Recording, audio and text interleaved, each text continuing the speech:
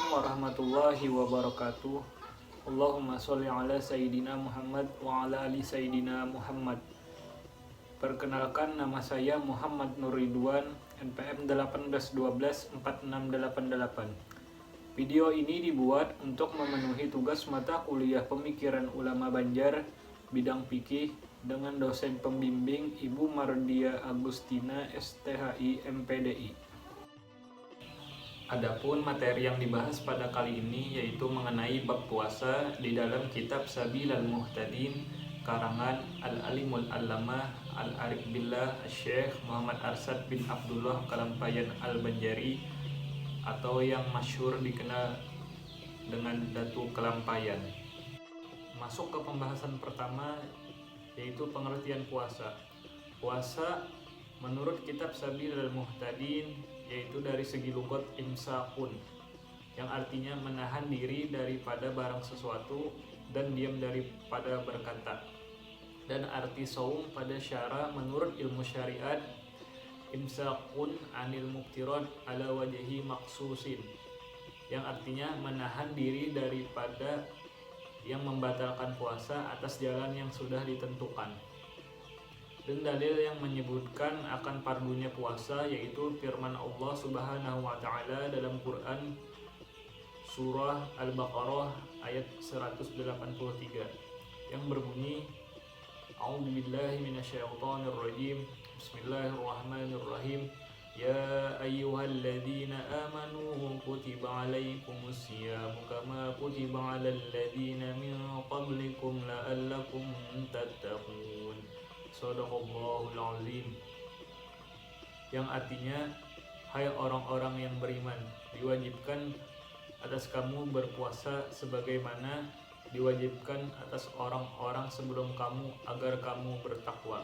Dan sabda Nabi Muhammad SAW, buniyal islamu ala khamsin ilal akhirah.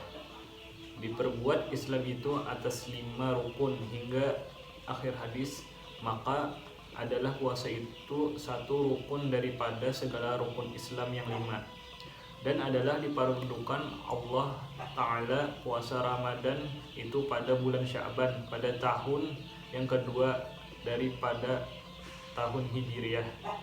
Fardunya itu diketahui dengan masyhur daripada perintah ajaran agama Islam. Jadi ibadah puasa ini tidak hanya dipardukan bagi umat Nabi besar Muhammad SAW, akan tetapi telah menjadi syariat atau dipardukan kepada umat terdahulu. Akan tetapi tentunya berbeda puasa yang dilakukan oleh umat-umat terdahulu dengan puasa pada masa kita sekarang. Kemudian rukun-rukun puasa di dalam kitab Sabilal Muhtadin ada 3. Yang pertama, niat. Waktu melaksanakan niat ini yaitu min ghurubis syamsi ila tulu'il fajr, yaitu dimulai daripada awal tenggelamnya matahari sampai terbitnya fajar atau masuknya waktu subuh. Jadi apabila sudah masuk waktu berbuka, maka itu sudah boleh hukumnya melaksanakan niat di situ. Yang dimaksud dengan niat di sini yaitu niat yang di dalam hati, sedangkan melepaskan niat itu hukumnya sunnah saja. Yang kedua, menahan diri dari hal-hal yang membatalkan puasa seperti makan dan minum, jima, bersengaja mengeluarkan mani, bersengaja muntah, haid dan nifas, dan murtad. Dan yang ketiga, orang yang berpuasa itu sendiri.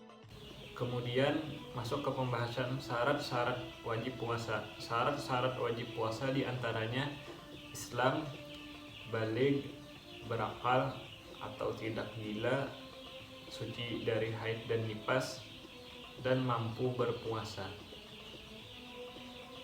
Kemudian macam-macam puasa sunnah.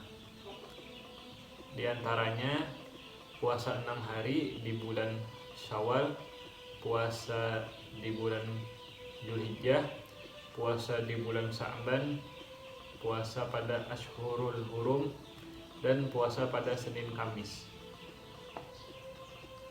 Kemudian sunnah ketika berpuasa, seperti menyegerakan berbuka, berdoa ketika berbuka puasa, banyak membaca dan mempelajari Al-Quran, bersiwak, dan menghindari perkataan-perkataan yang kotor. Kemudian masuk ke pembahasan orang yang boleh tidak melakukan puasa dilihat dari segi yang pertama, boleh tidak berpuasa tetapi wajib qadha dan membayar fidyah.